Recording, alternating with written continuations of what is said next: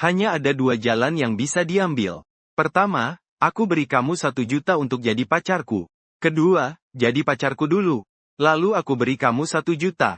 Sudah pikirkan dengan baik, mau pilih jalan yang mana? Kamu melihat gadis di depanmu. Menelan ludah. Tak ada yang menyangka. Lebih dari sekadar teman main game selama 3 tahun tanpa buka mic. Ternyata dia adalah gadis setingkat bunga sekolah. Yang lebih membuatmu tidak menyangka. Gadis itu diam-diam mendaftar ke universitas tempat kamu kuliah demi kamu. Dan saat kamu mulai mengenal juniormu ini, kamu malah menemukan sesuatu yang lebih mengejutkan. Waktu kembali ke 1 tahun lalu, kamu dan sahabat duet selama bertahun-tahun terus mengalami kekalahan beruntun. Tiba-tiba sahabatmu mengirim suara filter pesimis. Melihat itu, kamu langsung cepat mengirim tanda tanya kepadanya di kolom chat. Sahabat yang sudah bertahun-tahun tidak pernah bicara lewat suara. Hari ini tiba-tiba ingin berbicara? Dengan rasa penasaran, kamu membuka dan mengangkat panggilan.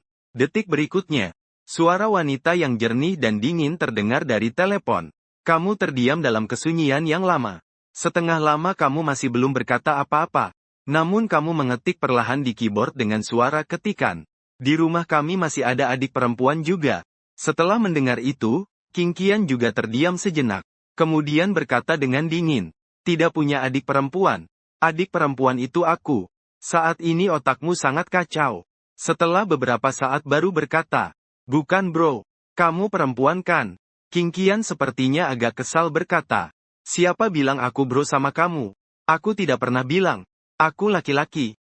Itu kamu yang membayangkan sendiri. Setelah mendengar itu, kamu menghela napas. Teman baik tiba-tiba tidak seperti biasanya.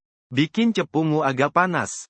Akhirnya menghela napas. Dan berkata, kenapa tiba-tiba mau buka mic? King Qian tampaknya kurang senang berkata. Kalau aku mau buka ya buka.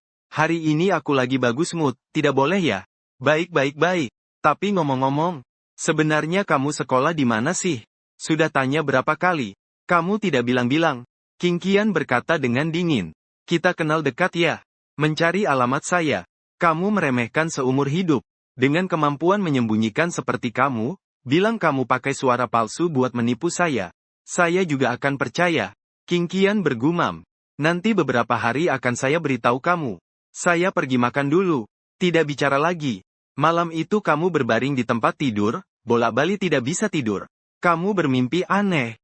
Bermimpi berada di mana saja. Di sampingmu selalu ada saudara berjenggot yang tenang dan bisa diandalkan. Dia dengan kedua lengan penuh otot dada yang mencolok. Sangat gagah. Tapi saudara baik itu buka mulut langsung bilang aku adik perempuan. Dan suaranya adalah suara perempuan yang sangat merdu. Mimpi buruk ini membuatmu terbangun saat sudah tengah hari. Kamu mengatur napas lalu bangun. Berjalan ke jendela. Dengan perasaan takut yang tersisa, mengeluh. Terlalu melelahkan dan menakutkan. Namun melalui mimpi ini, kamu mulai memikirkan satu hal. King Qian bukan lagi pria macho. Kalau begitu dia sebenarnya seperti apa? Penampilan King Qian pasti dilihat dari lingkaran pertemanan. Tapi akunnya yang berwarna hijau dan dingin. Seperti akun baru yang baru didaftarkan. Jangan bilang foto. Bahkan status pun tidak pernah dia posting. Terbayang kamu mengambil ponsel di dekat tempat tidur. Ingin berdiskusi dengan King Qian tentang masalah misterius ini. Berbicara dengan bahasa manusia. Kamu cuma minta fotonya saja. Tapi saat baru dibuka, ternyata King Qian mengirim 5 atau 6 pesan suara untukmu. Melihat itu, kamu jadi agak bingung. Apakah dia sudah membuka segel tertentu? Berencana mengungkap semua yang tak pernah dia bicarakan bertahun-tahun hari ini sekaligus. Dulu, apalagi pesan suara, sangat jarang dia memakai emoji. Kamu membuka pesan suara itu, dan semua isinya mengajak kamu bangun untuk main game. Kamu langsung membalas pesan dengan mengetik, hari ini kenapa tiba-tiba begitu? Tak lama kemudian, dia membalas dengan pesan suara. Ada apa? Kamu gak mau dengar? Kalau bukan suara sehebat ini, siapa yang gak mau dengar? Kamu baru saja mengirim pesan semenit lalu. Pesan dari dia langsung membalas. Satu pesan. Pesan suara berdurasi 39 detik. Aku cuma ngomong lebih banyak saat lagi senang saja sama kamu.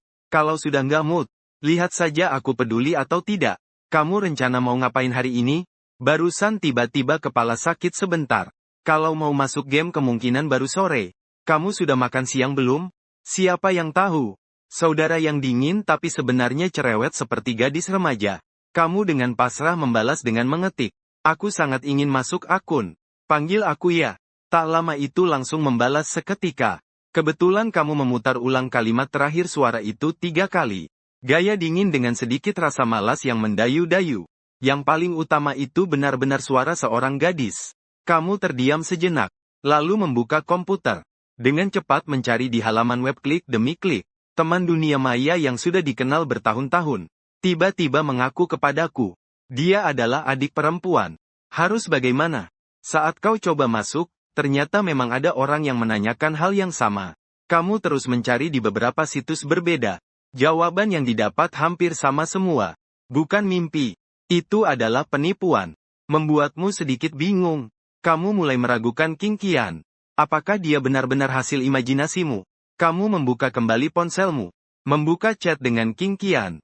Memutar ulang rekaman suara terakhir. Suara perempuan yang santai dan lembut masuk ke telingamu. Kamu mendengarkannya dengan nikmat. Bukan mimpi. Apa jangan-jangan ini penipuan? Tapi juga tidak mungkin. Sudah bertahun-tahun persahabatan sehidup semati dengan Qing Qian. Memelihara ikan pun tidak sampai begitu cara merawatnya. Tuhan menggunakan hujan kecil untuk mengucapkan selamat tinggal pada bulan Agustus. Segera juga memasuki masa sekolah. Biro mahasiswa tetap memberikan tugas menyambut mahasiswa baru kepadamu. Tugas yang melelahkan dan tidak disukai ini, membuatmu mengirim pesan untuk curhat kepada Qing Qian. Yang anehnya, tidak ada balasan lama dari sana.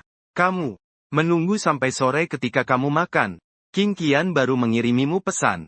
2 foto disertai sebuah pesan suara. Kamu membukanya dan mendengarkan sekali. Lalu melihat 2 gambar lagi. Ternyata ingin membeli pakaian. Meskipun tidak tahu wajah cantik Qing Qian. Tapi selera busananya memang tidak biasa. Setelan pertama gaun bunga-bunga bergaya hutan. Setelan kedua atasan tipis V-neck dipadukan dengan rok lipit. Melihat itu, kamu langsung membalas. Setelan pertama bagus. Qing Qian langsung membalas cepat. Baiklah. Ikuti kata kamu. Kapan kamu pergi? Pergi sekitar jam 10, tunggu di pintu timur sekolah saja.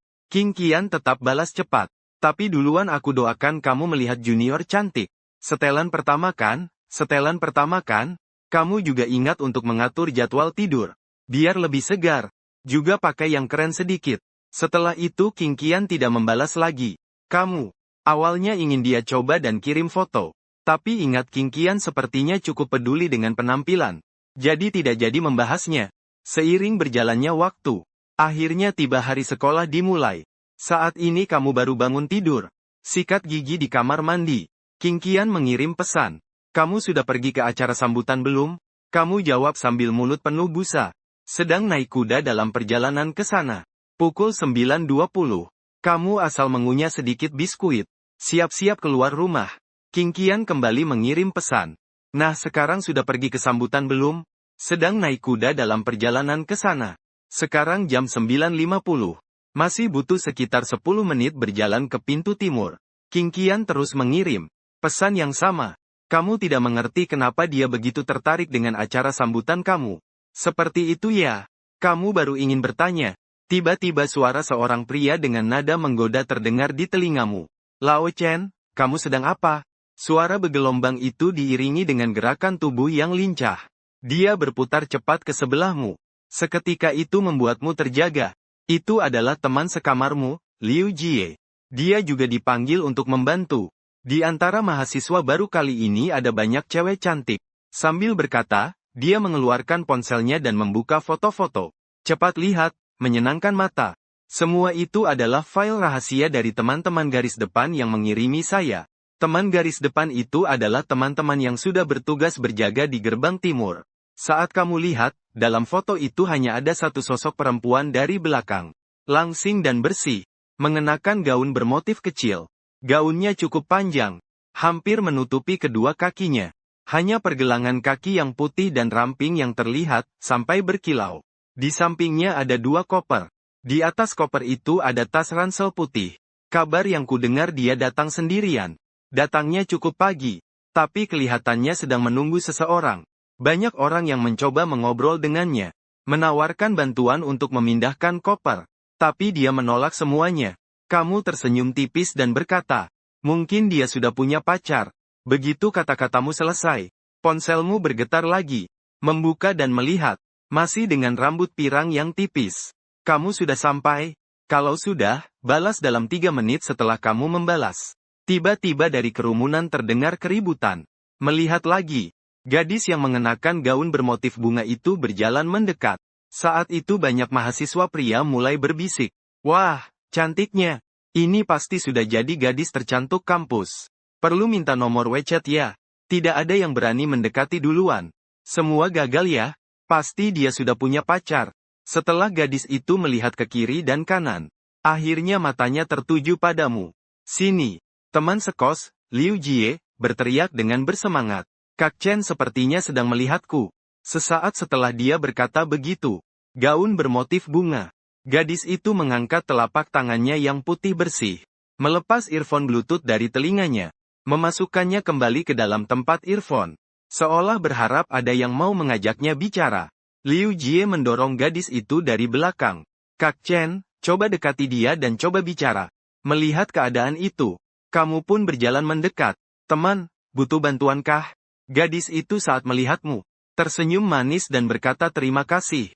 Senior seperti semangka yang sudah beku, pecah berderak. Suara gadis itu dingin dan renyah. Tapi saat dia berbicara dia tersenyum sedikit. Alis dan matanya yang melengkung menusuk telapak tangan kamu dengan keras. Kamu mengambil gagang 2 koper itu. Rok bunga-bunga. Gadis itu kembali mengenakan tas ranselnya. Di sebelah kalian, suara bisik-bisik saling bersahut-sahutan. Kenapa sih ini? Cakep itu hebat ya. Kucing cakep itu memang hebat.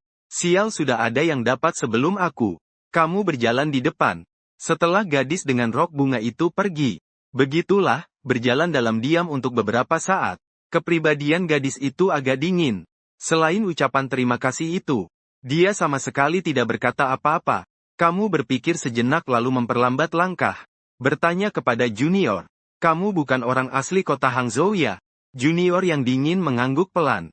Kemudian berkata dengan suara datar. Aku berasal dari utara. Kamu bertanya lagi, kamu dari jurusan komputer ya?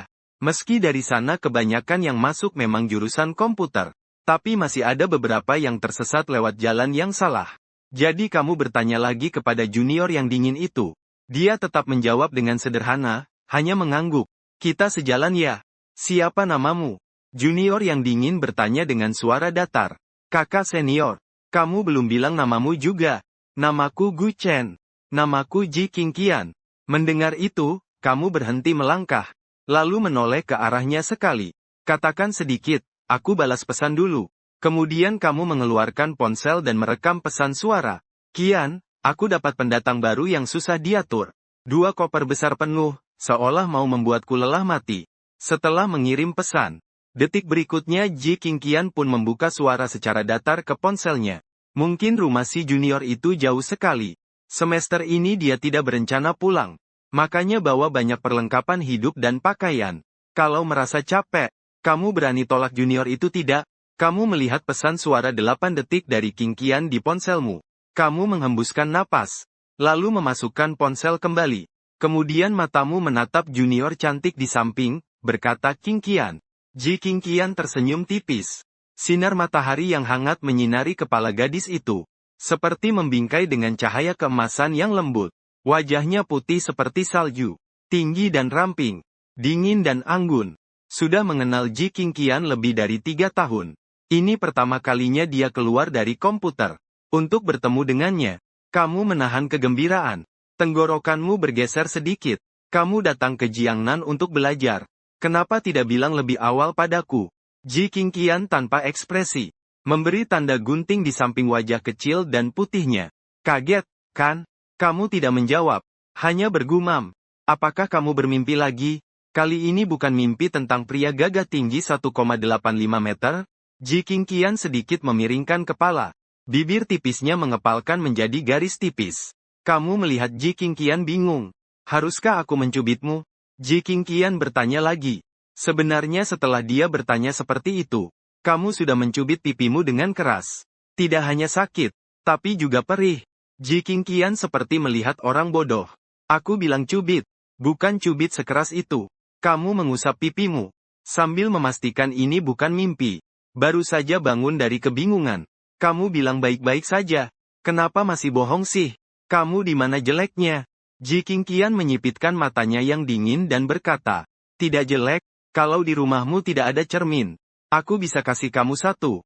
Kalau ini jelek, kalau begitu di dunia ini pasti ada puluhan miliar gadis minder. Ji Qingqian. Alis hitam legamnya tersenyum. Kalau begitu kamu yang bermasalah. Kamu mengamati gadis tinggi dan kurus yang cantik di depanmu. Bukankah ini saudara sendiri? Masuk akal gak sih? Ji Qingqian awalnya bisa dengan tenang menerima kenyataanmu. Tapi setelah dilihat lama-lama, wajah jernihnya sedikit memerah. Lihat apa? Lihat kami sudah kenal lama ya. Sambil berkata, dia merampas sebuah koper dari tanganmu. Berjalan ke depanmu. Melangkah dengan kaki panjangnya berjalan sendiri. Asrama perempuan di sebelah sini. Kamu menunjuk ke arah yang sama sekali berbeda. Ji Qingqian menunduk, menatap ke bawah. Langkah cepat kembali. Mengitari kamu lagi. Berhenti di depanmu. Dia melangkah maju dengan kaki panjangnya seorang diri. Kamu menarik koper lain dan mengejarnya. Melihat punggung Ji Qingqian yang tipis dan indah. Serta rok kecil berbunga yang berkibar. Akhirnya teringat, apakah ini pakaian yang aku pilih? Mendengar kata-kata itu, Ji Qingqian berhenti melangkah. Kamu akhirnya menyadarinya. Kemudian dia berubah wajah menjadi serius. Terlambat. Dia kembali melangkah dengan kaki panjangnya seorang diri. Hanya dalam 2 hari kembali ke kampus. Para pria bisa meminjam alasan untuk membantu. Dengan terang-terangan memasuki gerbang asrama wanita. Ibu penjaga asrama sudah siap berjaga. Sambil mengunyah biji melon dengan bunyi klik-klak. Sambil sesekali melirik mahasiswa yang masuk. Melihat Ji Qingqian, mata ibu penjaga langsung bersinar. Bukan hanya laki-laki yang suka melihat gadis cantik. Di mata ibu tua yang penyayang itu, gadis cantik juga menarik perhatian. Terutama Ji Qingqian, yang hanya memakai riasan ringan, cantik dan alami ala Amerika. Lupakan yang lain. Hanya dalam pagi itu, dia sudah melihat banyak mahasiswa baru yang langsung memakai riasan tebal seperti apa. Tapi gadis kecil ini berbeda. Bersih dan rapi. Pemuda yang membantu membawakan barangnya juga tinggi dan tampan. Keduanya terlihat cukup serasi saat berdiri bersama. Bibi itu menyapa. Baru datang ya? Ji Qingqian sedang berbicara denganmu. Tidak menyangka ada yang memanggilnya. Dia buru-buru berbalik. Sepertinya terkejut karena tiba-tiba diajak bicara oleh bibi itu. Dia menunduk dan berkata, Ji Qingqian tidak terlalu pandai menghadapi orang asing. Dia menatapmu meminta bantuan. Kamu langsung menanggapi. Ibuku benar-benar manis mulutnya. Bibi penjaga asrama tertawa. Cepat naik saja. Ambil tempat tidur yang bagus dari sekarang. Kamu mengangkat 2 koper dan menaiki tangga. Ji Qingqian berbicara denganmu. Kalian berdua membuka pintu. Pintu asrama terlihat cukup bagus. Ini adalah 4 tempat tidur pertama yang datang. Bisa pilih sesuka hati. Ji Qingqian mengikuti saranmu. Memilih tempat tidur paling jauh dari pintu. Dia melemparkan tasnya ke tempat tidur. Lalu kamu membawanya turun untuk mengambil perlengkapan mahasiswa baru. Cuacanya panas. Pergi pulang cukup jauh. Saat kembali ke asrama, wajah kalian berdua memerah karena panas. Sembarang mengambil sebuah kursi dan duduk. Ji Qingqian mengeluarkan sebuah botol dari tasnya. Sisa air baisui yang belum diminum. Juga mengeluarkan sebuah botol yang belum dibuka dan melemparkannya kepada kamu. Dari timur laut datang ke Hangzhou untuk kuliah. Kamu benar-benar pergi jauh ya? Dan juga sendirian. Keluargamu benar-benar mempercayaimu seperti itu? Ji Qingqian mengangkat dagu putihnya. Keluargaku menerapkan strategi bebas. Mendengar itu, kamu agak kagum.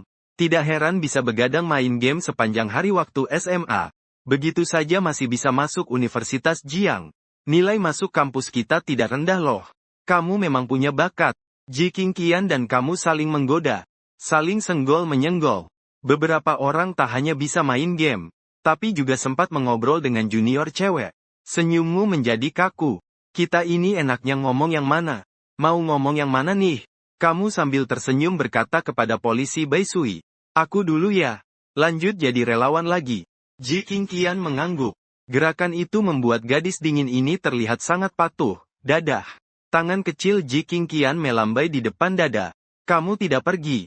Melainkan berdiri di pintu dan memandangnya. Tiba-tiba tertawa. Ji Qingqian merasa aneh. Kenapa kamu tertawa? Biasanya setelah kita mengucapkan itu kita harus keluar. Pertama kali mengucapkan selamat tinggal padamu. Mengucapkan dengan terasa begitu nyata. Sangat aneh. Ji Qingqian menjadi serius. Zeng mengatupkan bibir dan berkata, nanti akan terbiasa dengan senyummu padanya dan mengangguk. Kemudian berbalik pergi. Ji Qingqian baru menurunkan telapak tangannya. Dia juga entah kenapa ikut tertawa ringan. Dia pernah membayangkan berkali-kali momen pertemuannya dengan pemuda itu untuk pertama kali. Hari ini malah menjadi kenyataan dengan sangat sederhana. Ji Qingqian menghirup napas dalam-dalam. Dengan lembut mengelus bagian atas kepalanya sendiri. Berkata perlahan, kamu benar-benar hebat, Ji Qingqian. Membuat gambaran imajinasi menjadi kenyataan. Setelah kamu pergi, seorang gadis seusia muncul di pintu. Juga mahasiswa baru. Di belakang gadis itu terdengar suara orang tua yang mendesak.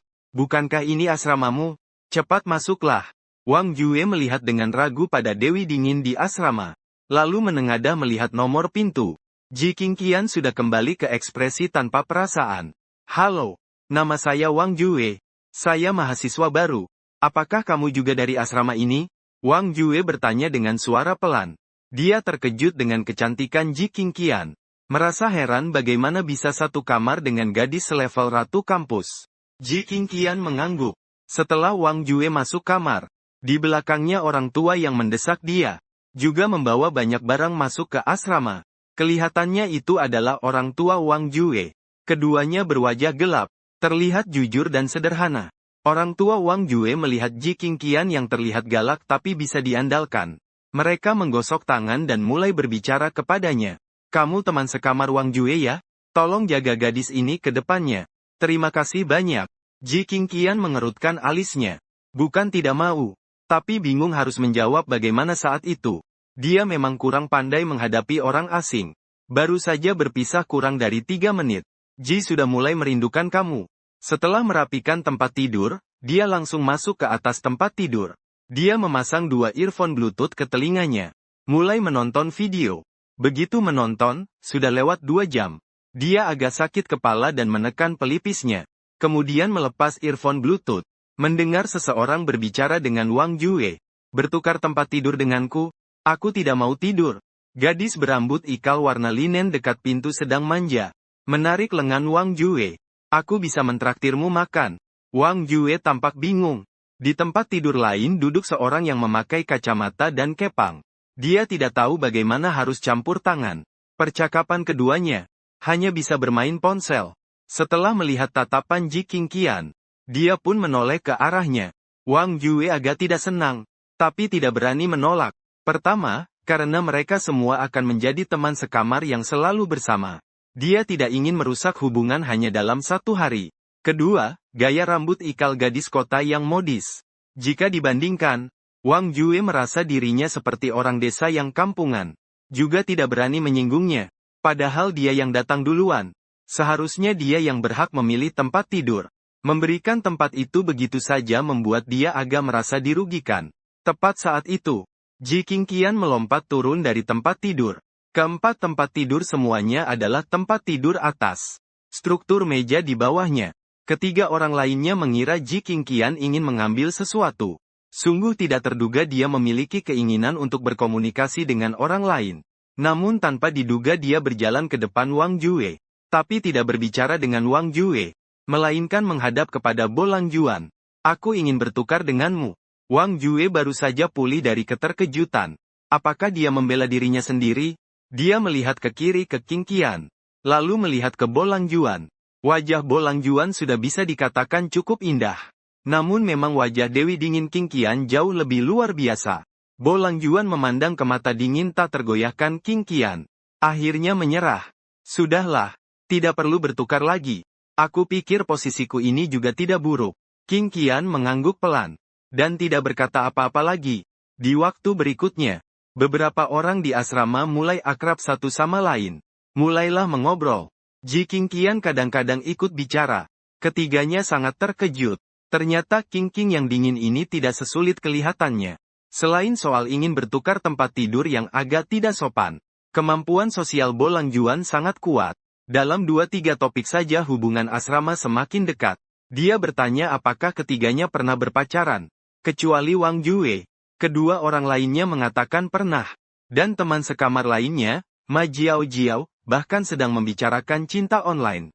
Setelah kedua orang itu selesai berbicara, Cucu sebenarnya ingin bergosip menanyakan kepada Ji Qingqian, gadis setingkat bunga kampus ini. Sudah berapa orang yang pernah dia pacari, tapi dia agak takut. Ji Qingqian kepada dia. Tak disangka di detik berikutnya Ji Qingqian membalik badan dan duduk di ranjang. Matanya menatap tajam ke arah Ma Jiao Jiao. Bagaimana kamu bertemu dengan pacar online-mu? Mendengar itu Ma Jiao Jiao penuh tanda tanya di kepala. Bukan Dewi saya. Ternyata Anda begitu suka bergosip ya. Tapi dia masih sedikit malu-malu berkata. Meskipun banyak orang menganggap tidak bisa dipercaya. Tapi aku demi dia masuk ke sekolah ini. Aku percaya kita akan punya hasil yang baik. Ma Jiao Jiao, aku tidak menyangka kamu berani seperti itu. Cucu tersenyum berkata. Mata Ji Qingqian semakin berkilau berkata. Bagaimana kamu mengejarnya? Ma Jiao Jiao berkata tidak. Dia yang mengejarku, aku dikejar lama baru setuju. Ada apa? Setelah mendengar itu, Ji Qingqian langsung kehilangan minat. Dengan suara, oh, lalu berbaring kembali. Versiku berbeda dengan versi Ma Jiao Jiao. Tidak bisa belajar cara bermain dan perlengkapan dia.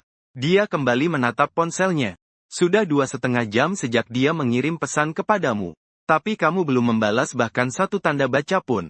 Cucu melihat Dewi dingin ini kadang hangat kadang acuh. Dia tetap melanjutkan mengobrol dengan Ma Jiao Jiao. Apakah ada trik dalam cinta online? Pengemudi berpengalaman, ajari aku dong. Mungkin aku juga harus memulai cinta online dengan senior. Wajah Ma Jiao Jiao memerah seperti darah.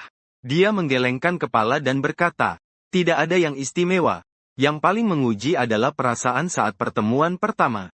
Aku yakin kalian semua pernah dengar tentang mati saat bertemu, kan?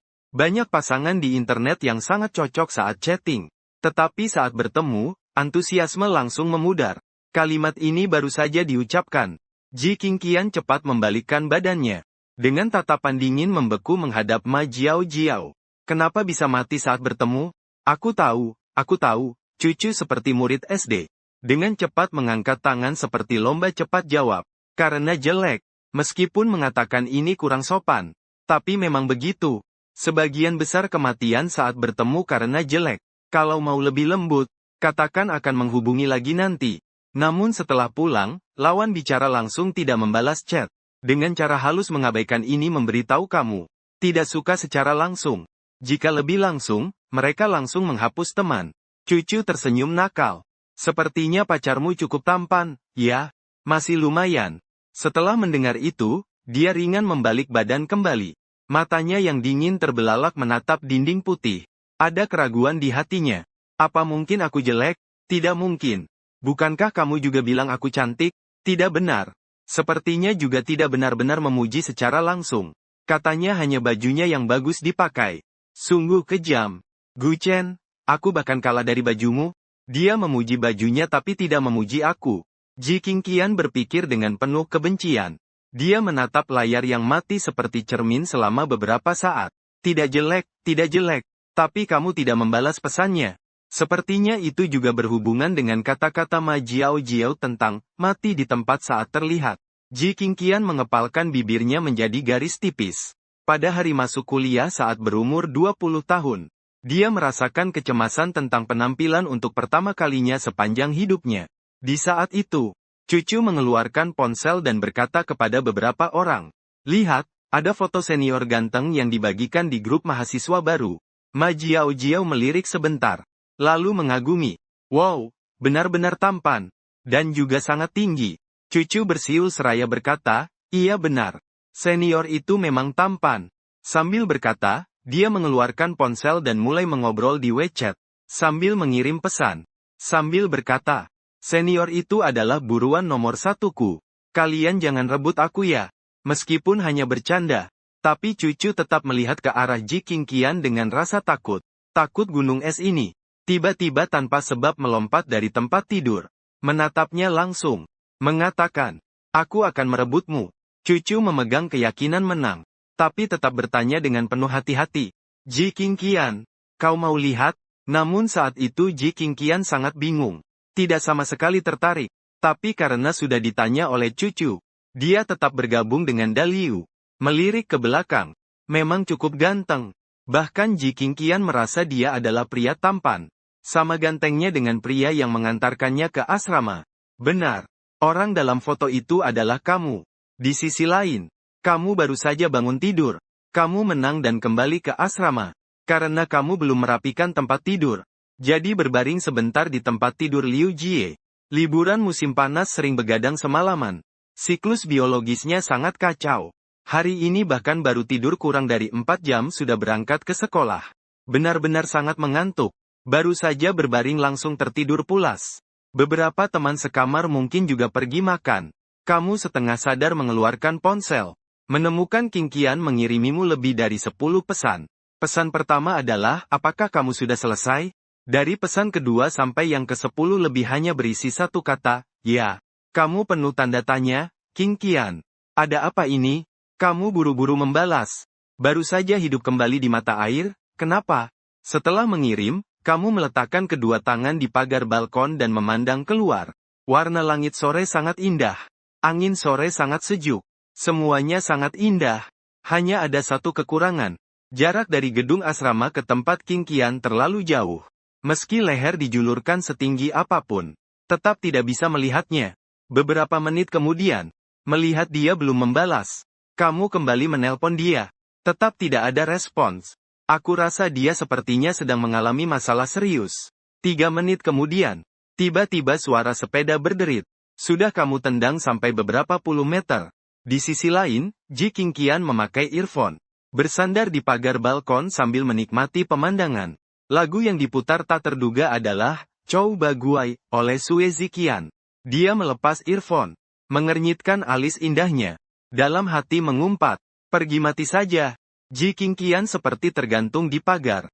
Dengan lesu menatap orang-orang yang lalu lalang di kampus. Pagi tadi berjalan di sebelahmu. Dia masih merasa pemandangan kampus ini cukup bagus. Sekarang tampak benar-benar jelek. Wajahnya menunjukkan ekspresi kesal. Apakah benar-benar mati saat terkena cahaya? Padahal dia cuma kenal kamu lewat internet, bukan pacaran. Meski tidak tertarik pada diri sendiri, tidak seharusnya mengabaikan orang, kan? Ji Qingqian menggunakan Bluetooth untuk mendengarkan lagu. Karena seseorang tidak membalas pesan, dia dengan santai melempar ponsel ke tempat tidur. Jauh dari pandangan, jauh dari pikiran. Dia kembali berbaring di tempat tidur. Dia mengambil ponsel dari bawah bantal. Detik berikutnya, sudut bibirnya sedikit terangkat tanpa disadari. Kamu membalas pesan. Masih ada 5 panggilan tak terjawab. Dia sedang bersiap membalas. Tiba-tiba suara pesan suara dari WeChat berdering lagi. Ji Qingqian mengangkat telepon. Setelah mendengar suara yang familiar itu, dia diam-diam menghela napas lega. Tidak terlihat tanda panik. Tidak terlihat tanda panik. Saat telepon tersambung, suara cemasmu juga terdengar di telinganya. Kenapa baru angkat telepon? Aku sudah dibawa asramamu. Kau tanya aku. Aku juga ingin tanya kamu. Ji Qingqian awalnya ingin mengatakan begitu. Tapi mendengar suara terengah-engah di ujung sana. Tidak tega untuk menyalahkan. Aku turun menemui kamu. Setelah menutup telepon, Ji Qingqian melangkah turun dengan kaki panjangnya. Baru melewati lorong. Dia melihat cermin tubuh penuh yang tergantung di dinding. Ji Qingqian berhenti. Dengan cermat merapikan rambutnya. Rambut yang terpisah karena berbalik di tempat tidur. Bukankah ini imut? Dia bergumam pada dirinya sendiri. Kemudian ia mengembungkan pipinya. Seolah menahan rasa kesal, terus melangkah turun. Ji Qingqian tidak menyadari ada seorang teman sekelas perempuan berdiri di belakangnya. Teman sekelas itu memandangnya turun dengan penuh ketidakpahaman.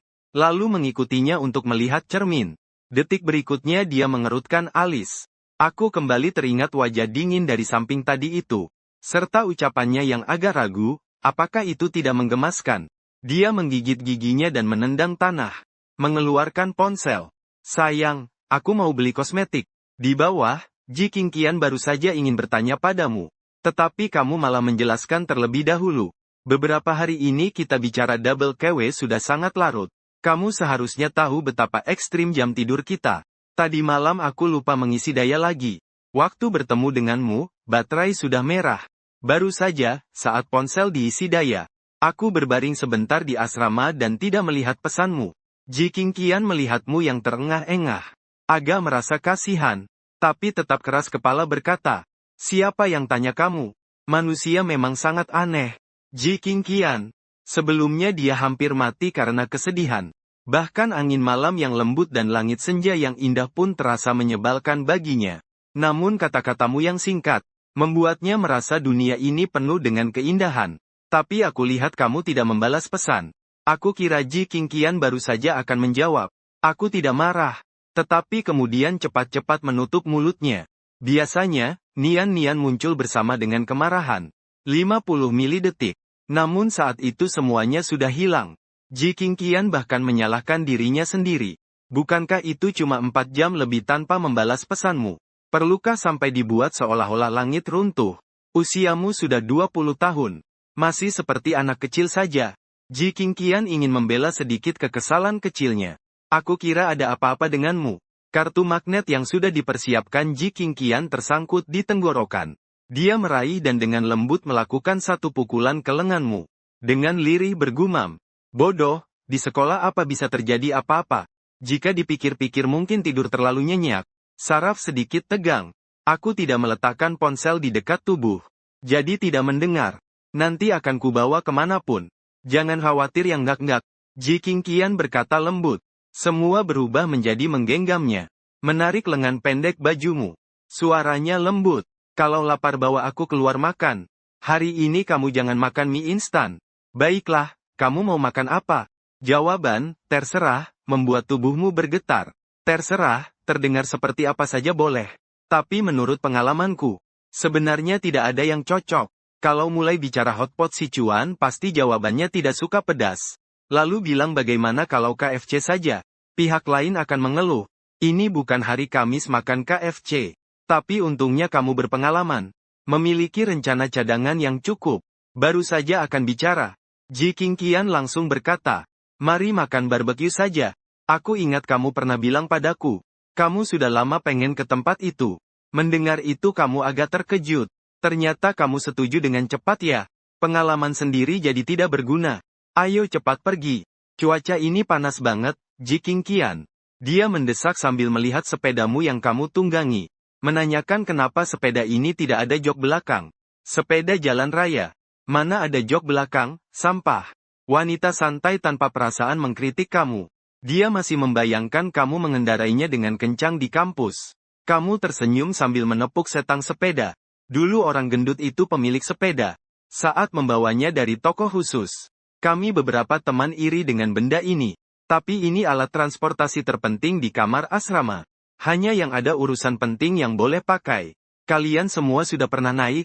Ji Qingqian bertanya sambil mengerutkan kening. Ya, biasanya memang si gendut yang mengendarai, tapi kalau darurat, cukup bilang saja padanya. Tatapan Ji Qingqian menjadi dingin. Menatap mobil yang menghalangi antara dia dan kamu. Dengan penilaian yang dingin dan tajam dia berkata. Souhu yang hanya dikendarai oleh sedikit orang. Kenapa kamu tidak beli saja satu sendiri? Kamu sering tinggal di luar asrama, punya mobil akan lebih praktis untuk berangkat. Sudah kubilang, harganya ada beberapa ribu yuan. Kamu antar aku saja. Boleh antar. Ji Qingqian mengangguk. Berpikir sejenak. Lalu menambahkan satu syarat. Tapi kamu harus beli yang punya jok belakang. Kamu bercanda saja. Bercanda juga tidak aku pikir serius. Tapi tidak disangka Ji Qingqian mengetuk layar ponsel dengan suara pelan. Layar ponsel miring ke samping. Kamu beli yang ini saja. Tapi aku yang membelikannya untukmu. Jadi kamu tidak boleh meminjamkan ke orang lain. Kamu menatap mata Ji Qingqian yang tenang. Tatapannya tidak ada tanda-tanda bercanda. Kamu tidak mungkin benar-benar wanita kaya kan? Ji Qingqian memang dari dulu dikenal dingin. Hampir tidak pernah bercerita tentang dirinya sendiri. Hingga beberapa hari yang lalu kamu baru tahu nama aslinya. Dengan kata lain, kamu yang bicara tanpa sensor.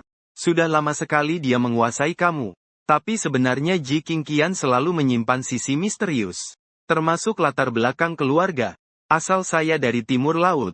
Tapi orang tua saya menggembalakan sapi di provinsi Beisai. Ji Qing dengan tenang berkata. Kamu mengangguk. Tampaknya memang benar dia seorang wanita kaya. Sambil berkata kamu mendorong sepeda dan berjalan berdampingan dengannya di kampus. Setelah melewati lintasan hijau, ada puluhan lapangan basket terbuka yang tersambung. Ji Qingqian membelakangi dengan tangan di belakang. Wajahnya jelas dingin dan tenang. Tapi saat berjalan dia melangkah kecil-kecil seperti melompat. Secara tak sengaja menunjukkan sedikit kelucuan. Kamu melirik ke samping pada wajahnya yang tirus meruncing. Ekspresinya biasa-biasa saja dan sangat putih. Namun bibirnya tertutup dengan sempurna. Wajah dinginnya menjadi memesona karena sedikit rona kemerahan. Saat itu kamu tak bisa menahan diri untuk berkomentar. Saudaraku memang sangat tampan. Berjalan terus. Segera kalian tiba di sebuah warung bakar. Setelah kamu mengunci sepedamu, Ji Qingqian menatap papan nama warung bakar itu, sahabat sejati. Kota bakar. Wajahnya tetap dingin seperti es. Warung bakar itu cukup besar. Hampir penuh dengan banyak mahasiswa pria. Mereka memakai kaos tanpa lengan atau lengan pendek. Sambil menikmati minuman dingin.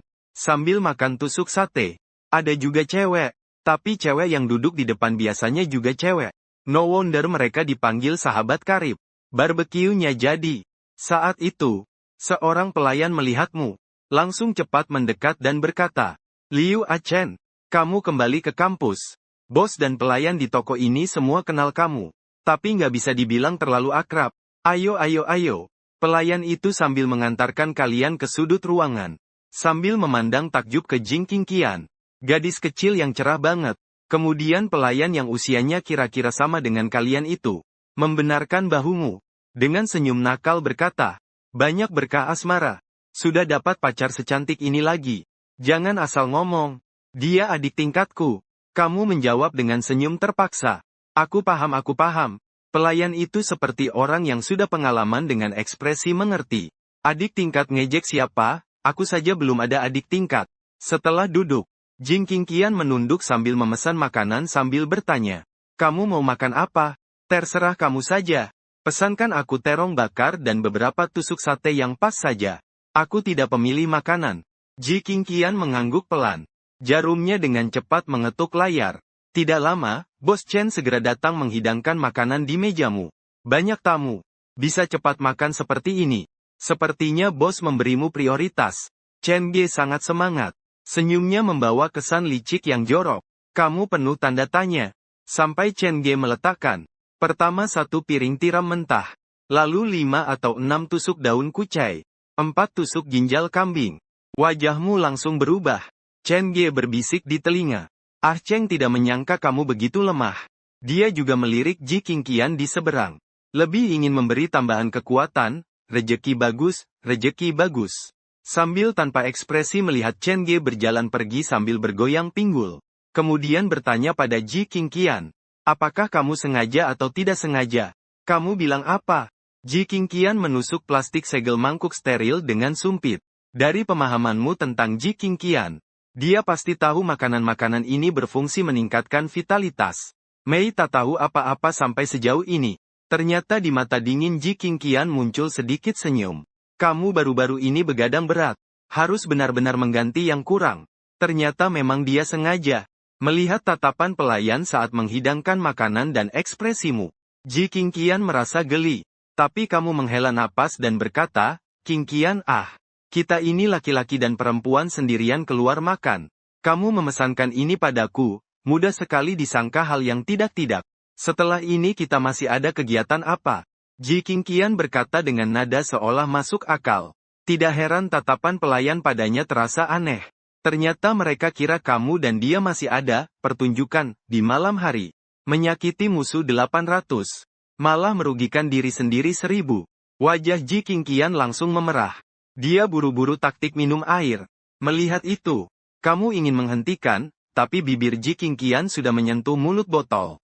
Ji Qingqian punya pertanyaan. Dari mana dia dapat air itu? Baru sadar itu botol Nongfu Spring yang tadinya kamu minum. Dia minum airmu sendiri. Dan mulutnya menempel langsung ke mulut botol. Ji Qingqian menaruh lengannya menyilang di meja. Dahi langsung terbentur lengan bawah. Dia menunduk, mata panik menatap tajam sudut meja. Melihat itu, kamu cemas memanggil sekali. Qingqian, jangan khawatir. Walaupun begitu, tapi Ji Qingqian, Rasanya pipinya lebih panas daripada matahari yang sedang membara. Kamu memandang mulut botol yang bergiliran digunakan oleh dua orang. Ada sebuah istilah yang cukup manis.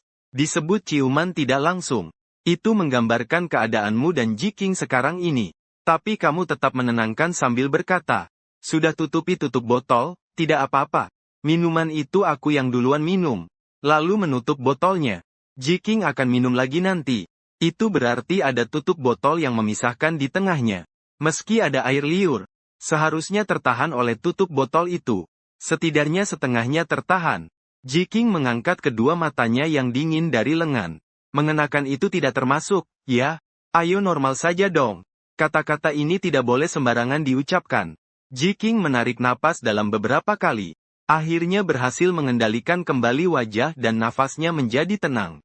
Jiking cukup kecil saat makan, tapi sebenarnya porsi makannya cukup besar. Tidak heran bisa tumbuh sebesar ini. Bersama Gao makan sekitar 1 jam. Perut kalian sudah kenyang sampai buncit. Kamu bangkit dan berkata, aku duluan yang bayar. Jiking juga berdiri. Dengan suara pelan berkata, aku yang bayar ya. Kapan? Melainkan langsung keluar dari warung bakar. Kamu juga mengikutinya. Keluar dari pintu warung bakar. Jalan kampus ini meskipun tidak terlalu gemerlap, tapi juga penuh dengan kehidupan. Namun sekarang para mahasiswa belum semuanya kembali ke kampus. Belum terlalu ramai. Kamu sekilas memandang dengan santai. Bersiap mengendarai mobil sport listrik 2 roda terbuka itu untuk pulang. Aku duluan ya. Meski lewat sekolah juga bisa pulang. Tapi jalan di dalam kampus pasti tak semenarik di luar. Jiking kian mengangkat tangan melambai menyapa. Dadah. Saat kata itu keluar, kamu merasa seperti mendengar hal yang salah. Kamu bahkan merasakan sedikit keengganan yang terselip dalam kalimat dingin King Qian itu. Ada sedikit rasa berat berpisah. Kamu berpikir sejenak lalu memutuskan turun dari kendaraan saja. Lagi pula tidak ada yang terlalu penting kalau pulang lewat jalan lain. Santai saja. Aku antar kamu ke asrama dulu ya. Nada akhir suara Jiking Qian tanpa sadar terdengar menaik. Dia mengalihkan pandangan ke sepeda. Tiba-tiba berkata, kalau begitu kamu bukan gadis pahlawan lagi. Sudah kukatakan, tidak ada tempat duduk di belakang. Kamu agak tak berdaya. Tapi Jiking Qian dengan yakin berkata, bisa dalam 3 menit nanti. Kamu berjalan mendorong kereta dorong. Melihat Jiking Qian duduk di kursi kereta itu. Bertanya berapa usiamu? 3 tahun. Jiking Qian berkata tanpa ekspresi. Pahlawan perempuan King Qian mungkin memang tidak pandai bergaul dengan orang asing. Tapi dia sama sekali tidak peduli dengan pandangan orang asing. Banyak pejalan kaki tertarik dengan cara kalian mengangkut orang yang unik ini. Mereka memancarkan tatapan penasaran atau penuh niat baik. Untungnya sudah gelap. Wajah orang-orang pun tidak terlalu terlihat jelas. Kalau tidak, pasti terasa canggung. Kamu tanpa sadar melihat ke kaki King Qian. Karena duduk di kursi kereta dorong, roknya menjadi lebih pendek daripada saat berdiri. Tidak hanya pergelangan kaki terlihat, tapi juga bisa melihat betis yang putih merata dan proporsional. Kamu tak bisa menahan diri untuk menatap langit malam. Lalu melihat Jiking Qian yang sedang menggigit sedotan. Langit malam sangat indah. Ia kemudian menunduk melihat jalan. Lalu melihat betis di balik ujung rok. Jalanan lurus. Kaki juga terlihat, tiba-tiba ujung rok naik sedikit lagi. Semula hanya betis. Sekarang hampir bisa melihat lutut. Kamu langsung melihat Jiking Qian. Dia hanya tersenyum kepadamu. Tangan kiri sengaja mengangkat ujung rok sedikit lebih tinggi. Cantik, kan? Aku sudah tahu kamu penggemar kaki. Aku tidak. Jangan asal bicara. Kamu menyangkalnya dengan susah payah. Aku sudah capek. Aku izinkan kamu melihatnya 2 kali lebih lama. Suara Jiking Qian agak tidak jelas. Saat dia berbicara, matanya melirik ke arah lain. Pemandangan. Dia tidak sedang melihatmu.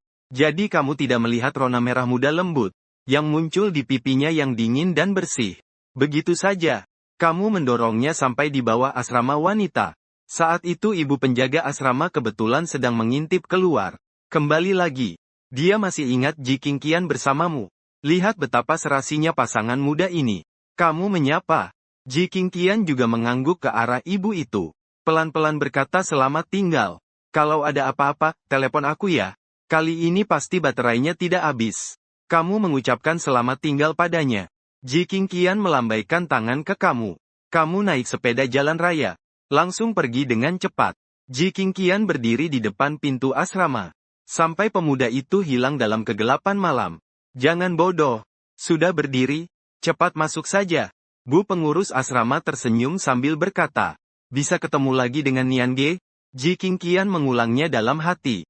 Ya, besok masih bisa ketemu lagi. Memikirkan itu, dia tak bisa menahan tawa. Dia mengepalkan bibir dengan keras. Terima kasih Bu. Lebih dari 10 menit kemudian, kamu juga kembali ke asrama. Begitu masuk pintu, Ajie langsung berlari mendekat. Bertanya tentang gadis cantik tadi pagi. Apakah kamu sudah dapat WeChat-nya? Sudah aku bilang. HP-ku habis baterai. Kakak Ajie, Asun, mendengar langsung ikut bicara. Sampah. Seandainya aku juga pergi menyambut mahasiswa baru, pasti bisa menciptakan cerita. Kalau kamu yang datang sendiri, tidak ada cerita. Semua ini cuma kecelakaan. Aku masuk kelas jam 8 pagi. Kamu ngomong apa sih?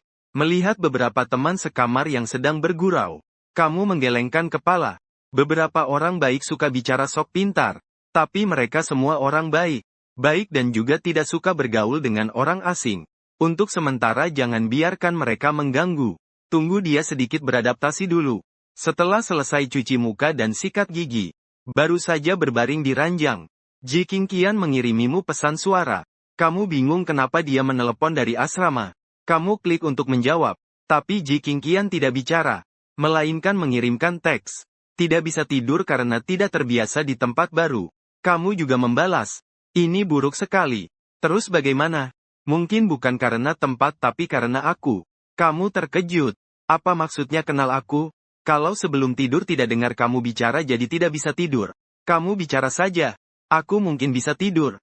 Seperti dulu waktu main game. Aku tidak bersuara. Kamu juga bisa bicara dengan tenang. Kalau begitu aku akan nyanyikan lagu untukmu, tidak masalah.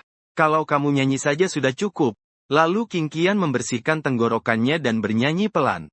2 ekor harimau. Ji Qingqian mendengar dan membalas. Kamu kekanak-kanakan. Seolah-olah menghibur anak kecil. Lanjutkan bernyanyi. Tidak lama kemudian, suara napas di ujung telepon menjadi jelas. Kamu tertawa kecil lalu berhenti bernyanyi.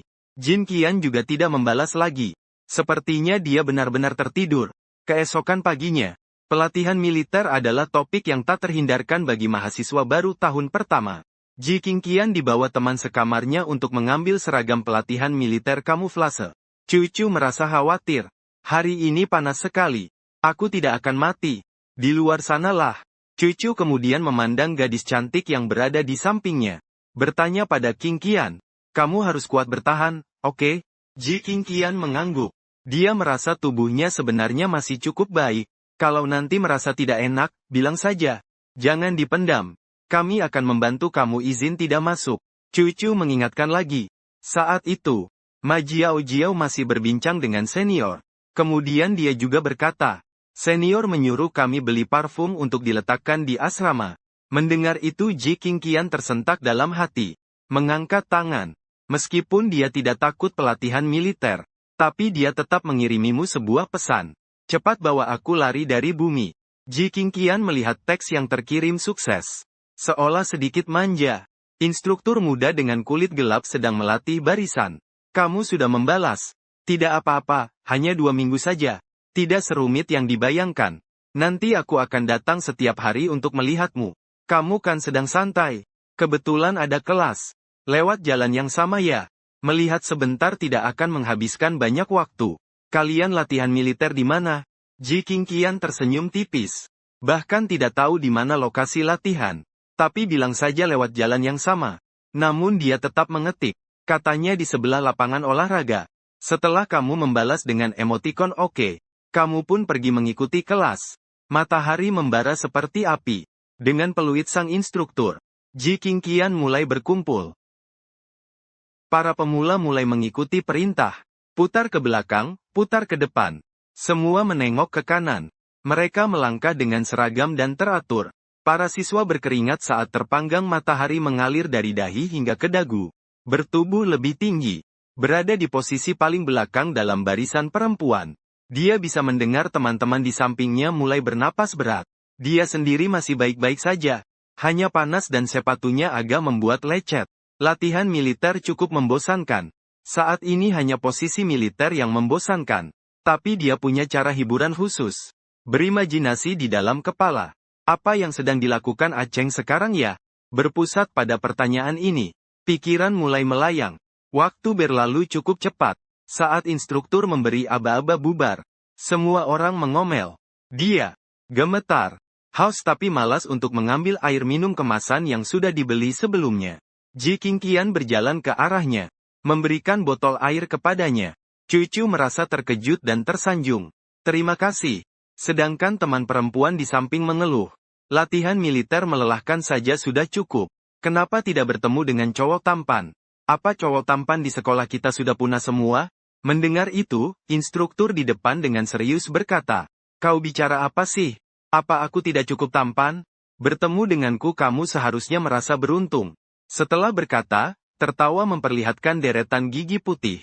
Teman-teman sekelas langsung tertawa terbahak-bahak. Tepat di saat itu, Ma Jiao tiba-tiba berlari kecil mendekat, menarik ujung baju cucu, menahan kegembiraan, berkata, kakak seniorku, cucu mendengar kata-kata Ma Jiao. Tiba-tiba berbalik, kakak seniormu sudah datang. Ya, dia sudah datang. Cucu langsung pergi bergosip. Ji Qingqian ikut melihat. Di bawah naungan pohon tak jauh berdiri seorang pria dengan rambut belahan tengah. Dia mengenakan celana dengan suspender. Tubuhnya cukup tinggi. Sedang tersenyum cerah memandang ke arah sini. Penilaian cucu adalah dia agak tampan dan tegas. Apa kamu pikir dia ingin bertanya pada Ji Qingqian? Tapi membayangkan pria dingin ini sedikit aneh rasanya. Jadi menarik Wang Jue. Wang Jue berbisik bahwa dia cocok dengan Jiao. Ma Jiao di sana tersenyum seperti orang bodoh. Aku menyebutkan sedikit pada kakak senior. Dia bilang saat lewat akan singgah sejenak untuk menemui aku. Para perempuan menyadarinya. Kakak senior ini juga mulai bergosip bilang di pihakmu ada pria tampan loh. Wajahnya juga cukup menarik. Tolong aku minta nomor WeChat-nya ya. Ma Jiao segera waspada. Ji Qingqian memikirkanmu. Dia bilang akan datang untuk melihat sendiri tapi tidak muncul. Kelasmu hari ini di sore hari. Sekarang tidak datang juga wajar. Lagi pula Ji Qingqian tidak berharap kamu datang. Meskipun kamu bilang lewat jalan yang sama. Tapi setelah Ji Qingqian memeriksa peta sekolah, barulah dia sadar kelasmu di gedung jauh dari sini. Harus memutar dulu. Cuaca juga masih panas seperti ini. Kalau yang menjalani latihan militer adalah kamu pasti juga tidak ingin buang waktu percuma. Tapi saat sedang berpikir begitu, tiba-tiba cucu lebih bersemangat daripada Ma Jiao. Kakakku senior juga datang. Cucu berkata pelan. Untuk menahan kegembiraannya, dia sampai mengatupkan gigi. Ma Jiao buru-buru melihat arah itu. Seorang laki-laki tinggi dan kurus. Sedang berjalan cepat menuju tempat latihan militer mereka. Itulah kakak senior yang ada di foto ponsel cucu. Tapi orang yang datang justru kamu. Dia datang untuk apa sih? Ma Jiao bertanya dengan bingung. Ji Qingqian juga cukup heran. Jaraknya juga terlalu dekat. Jangan bilang cuma teman sekolah saja. Di sini juga ada pelatih. Kalau sampai disangka mengganggu pelatihan militer, itu tidak baik. Namun tak disangka kamu memanggil pelatih. Ingat aku tidak. Pelatih terlihat terkejut. Tertawa sambil mengejek. Kamu anak nakal ini masih hidup juga ya? Kamu berjalan ke sisi pelatih. Melemparkan Coca-Cola yang di tangan. Sementara tangan satunya yang tadi di saku celana, dikeluarkan dan diletakkan di pinggir saku. Diam-diam memberi isyarat oke kepada Ji Qingqian. Dengan tatapan mengancam Ji Qingqian bertatapan dengannya. Capek tidak? Masih kuatkah? Kamu menggunakan tatapan dan isyarat kepada Ji Qingqian. Secara tersembunyi memberi isyarat B, bahasa isyarat, di depan perut sendiri. Tidak apa-apa, baik-baik saja. Dia juga membalas tatapan dan isyarat dengan senyum. Sudut mata Ji Qingqian ikut melengkung, menunjukkan rasa kekompakan. Ji Qingqian berpikir, meskipun kamu ikut pelatihan militer, pasti tidak akan membuatmu sia-sia datang ke sini. Tapi aku juga tidak akan menurutimu. Jadi kamu juga sama. Nama pelatihnya Sun. Namanya lengkap Sun Bin. Tingginya tidak tinggi. Dan juga kurus. Secara alami mendapat julukan kakak monyet. Tahun lalu saat masa latihan militer tahun pertamamu di universitas. Dia adalah instruktur kelas kalian. Tidak disangka setahun kemudian yang melatih adik kelasmu masih dia. Benar-benar instruktur sejati. mewariskan ketiga generasi berjalan. Dia masih tetap di sana. Awalnya kamu tidak berniat mendekat, hanya mengamati dari jauh dengan santai. Dengan cepat melangkah pergi, agar tidak mengganggu mereka. Namun setelah mengenal instruktur itu, kamu mundur kembali.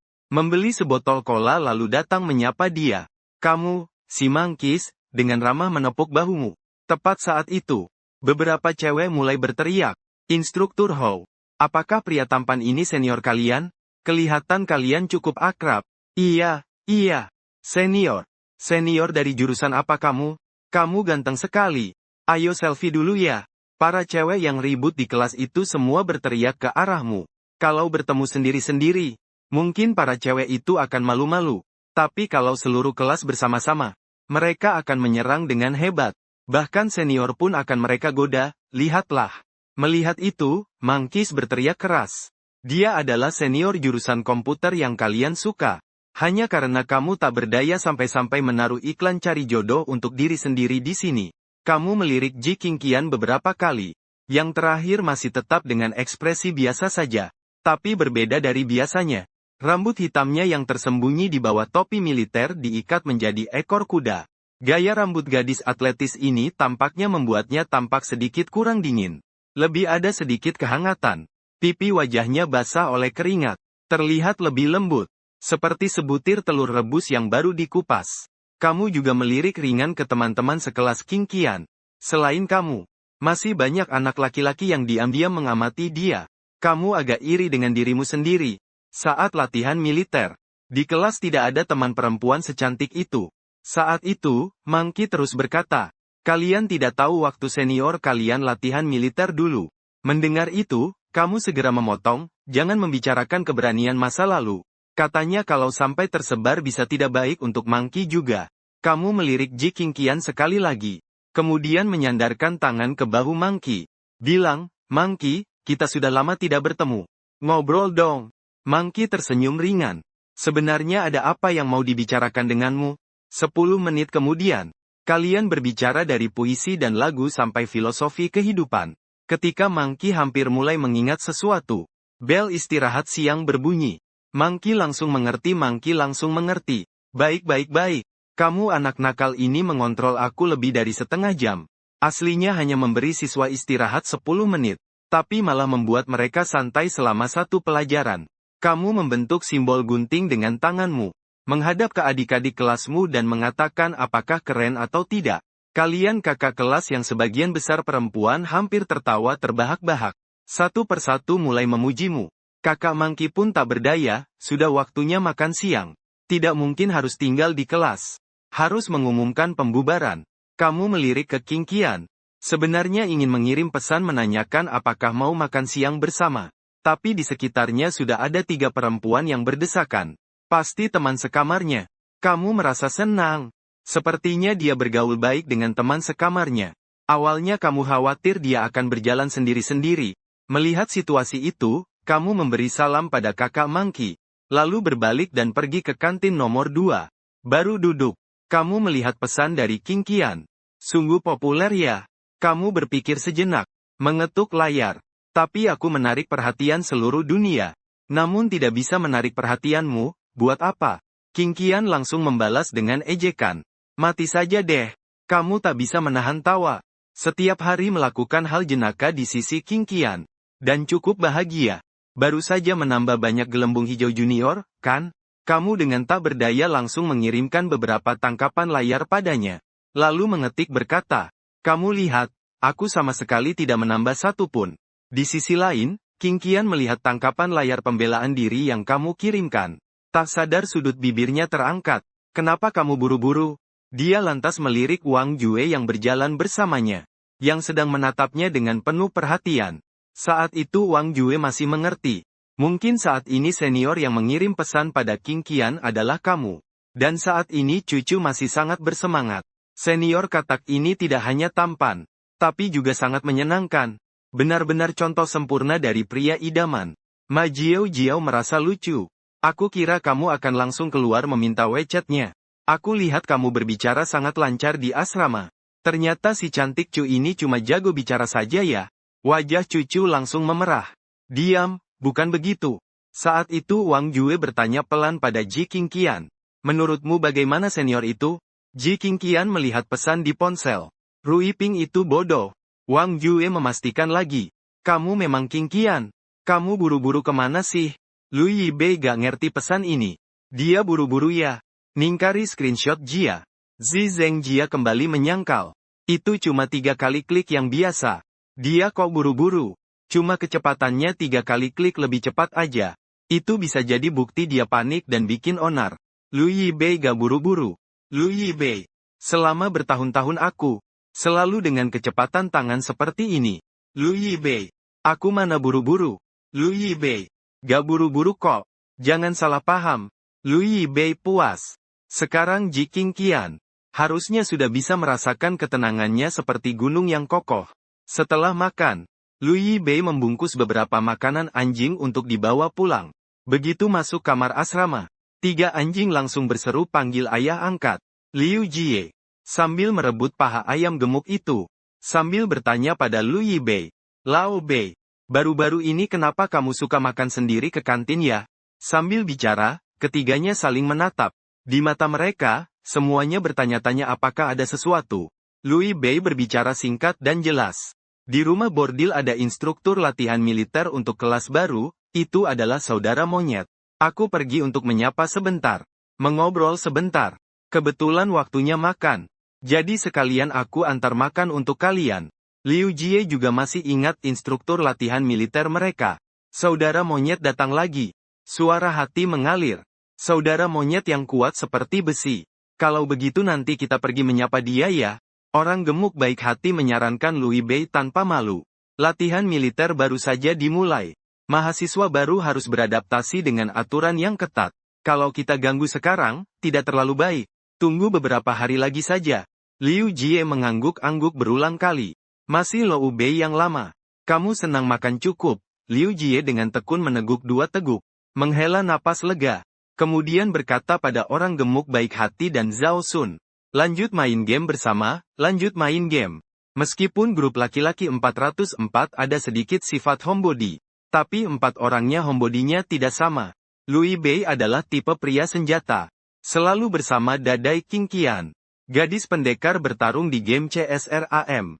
Juga sering main beberapa game mirip Breakup Kitchen dan Stardew Valley. Jenis permainan daring kecil. Liu Jie, pahlawan di Lembah Raja. Si gemuk adalah penggemar game gacha 2 dimensi. Suka bermain dan mengeluarkan uang. Zhao Sun adalah seorang otaku animasi. Juga bermain beberapa game seperti Mahjong Soul. 4 orang bermain dengan gaya yang berbeda-beda. Tapi tetap bisa berkumpul bersama untuk main di layar ponsel. Main beberapa ronde PUBG Elite. Tambahkan aku 1. Louis juga mengeluarkan ponselnya. Dengan semangat, Liu Jie memandang rendah Lao Bei. Ada kamu atau tidak, tetap sama saja. Si gemuk juga bilang tanpa kamu yang dilindungi bapak besar itu. Kami juga tidak bisa mengangkatmu. Zhao Sun cukup menikmati simulator parasut sendiri. Dalam tim 4, 2 orang langsung mati saat mendarat. Ini main apa coba? Louis berpikir, kata-katanya kasar tapi masuk akal. Dia sembari membuka buku kalkulus tingkat lanjut. Kalau begitu aku baca buku dulu. Mata Liu Jie tajam bagaikan elang. Si gemuk menatap penuh semangat. Zhao Sun semakin mantap matanya. Ketiganya bersama-sama mengangkat Louis kembali. Bagaimana mungkin tidak mengajakmu bermain? Kan? Kata-kata yang tidak menyatukan seperti ini. Jangan bilang mau baca buku. Main bareng, main bareng. Tuhanmu tak ada. Aku pun berubah jadi Tuhanmu. Tombol hijau ditekan.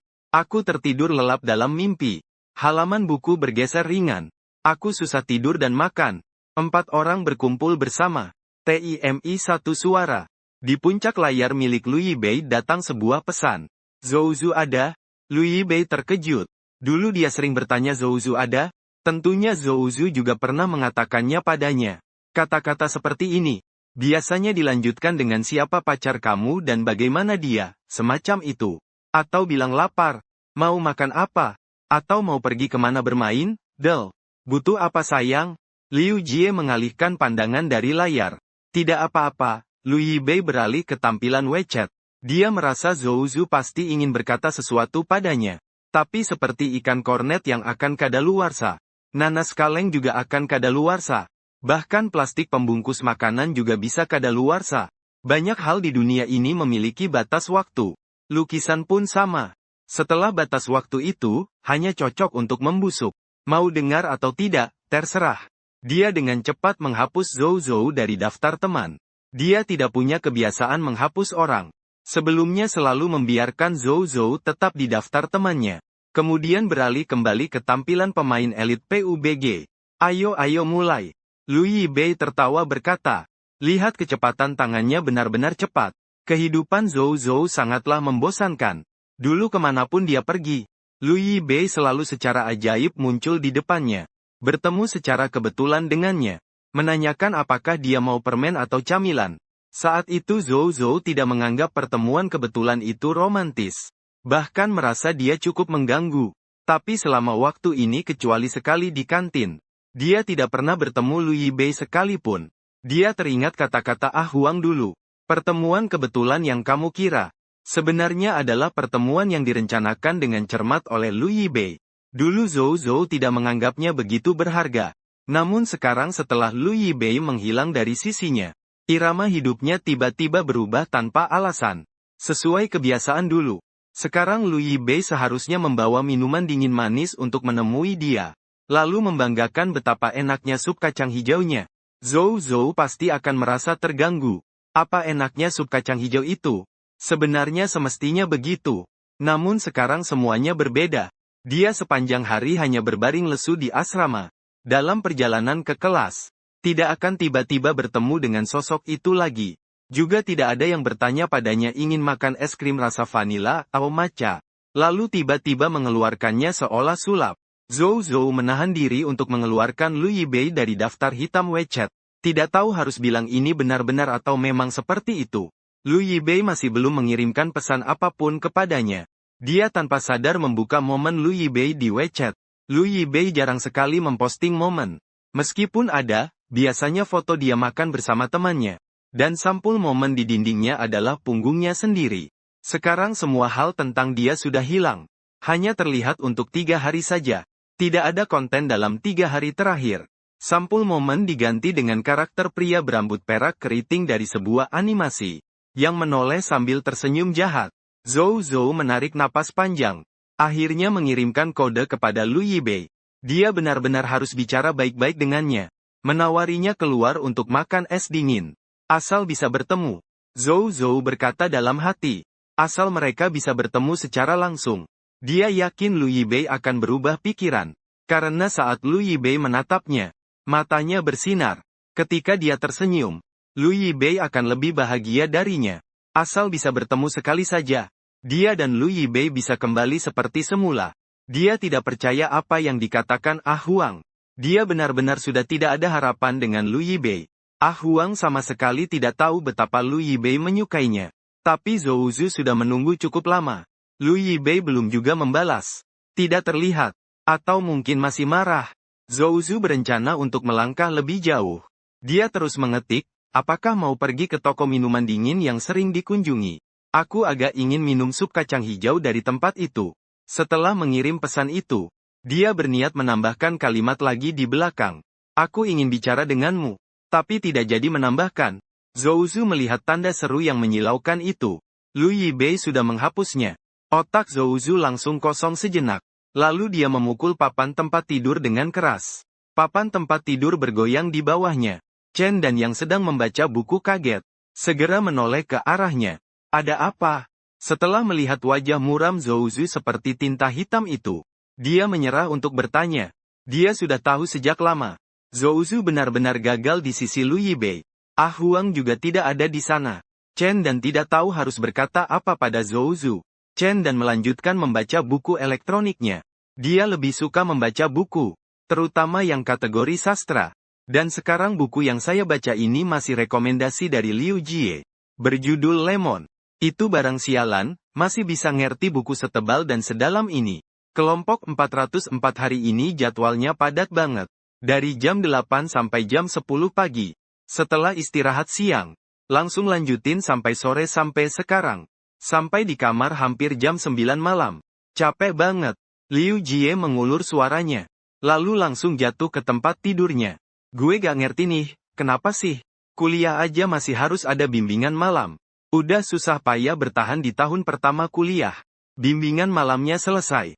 Malah ada kelas malam lagi. Sialan deh. Gue beneran kuliah atau cuma tambahan konten SMA ya? Mengomel marah-marah. Yang gemuk baik hati menenangkan. Tenang aja.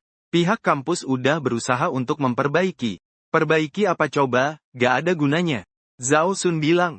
Angkatan ini secara resmi batalin bimbingan malam. Yang gemuk bilang.